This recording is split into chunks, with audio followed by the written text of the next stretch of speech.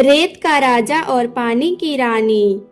बहुत समय पहले की बात है। दूर दूर तक फैला एक विशाल मरुस्थल था। उस मरुस्थल में एक अजीब सी रेत थी जो चांदनी रात में सोने की तरह चमकती थी।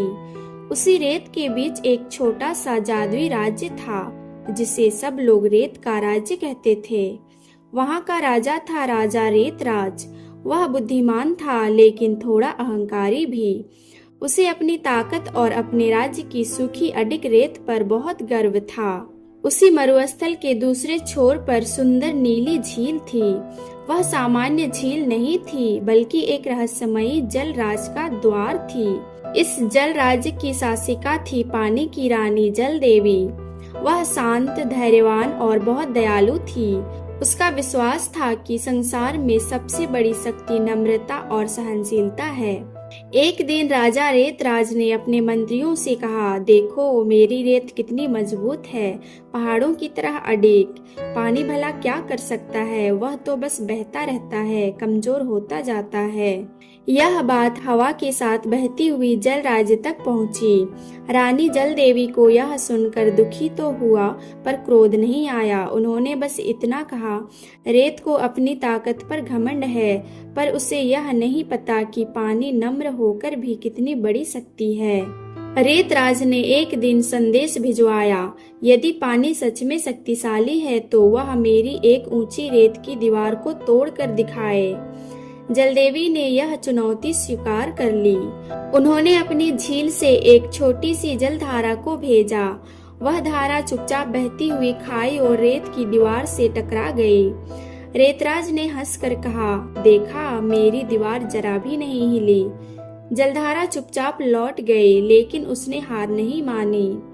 अगले कई दिनों तक वह छोटी जलधारा रेत की दीवार के पास आती रही। वह जोर नहीं लगाती, न ही गुस्सा करती, बस धीरे धीरे रेत को गीला करती रही। महीनों बीत गए, रेत के कण अंदर से ढीले होने लगे। एक रात तेज हवा चली, हल्की सी बारिश हुई। जैसे ही बारिश का पानी दीवार पर पड़ा, गीली हो चुकी रेत भरभरा कर ढह गई। सुबह राजा रेतराज ने टूटी हुई दीवार देखी तो उसे बहुत आश्चर्य हुआ। उसने कहा, यह कैसे हो गया? कल तक तो दीवार मजबूत थी। उसी समय जलदेवी स्वयं रेत के राज्य में प्रकट हुई। उन्होंने मुस्कुराकर कहा, राजन, पानी कभी अपनी शक्ति का ढिंढोरा नहीं पीटता, वह चुपचाप अपना काम करता है। घमंड से नहीं, धैर्य से जीत होती है। रेतराज को अपनी गलती का एहसास हुआ। उसने सिर झुकाकर कहा, रानी जलदेवी, मैं अहंकारी हो गया था। मैंने आपकी शक्ति को कमजोर समझा। रेतराज ने प्रस्ताव दिया, क्या हम शत्रु बनने के बजाय मित्र बन सकते हैं? जलदेवी ने खुशी खुशी कहा, यही तो समझदारी है राजन। इसके बाद दोनों ने मिलकर एक नया कार्य शुरू किया। जलदेवी के पानी से मरुस्थल के कुछ हिस्सों में छोटे छोटे तालाब बनाए गए।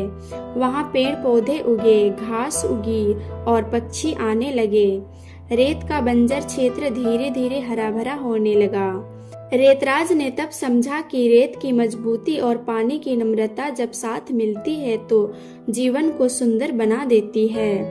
इस कहानी से हमें ये सीख मिलती है कि घमंड नहीं, धैर्य और नम्रता ही सच्ची शक्ति है। छोटी सी लगने वाली कोशिश भी लगातार हो तो बड़ी से बड़ी दीवार गिरा सकती है।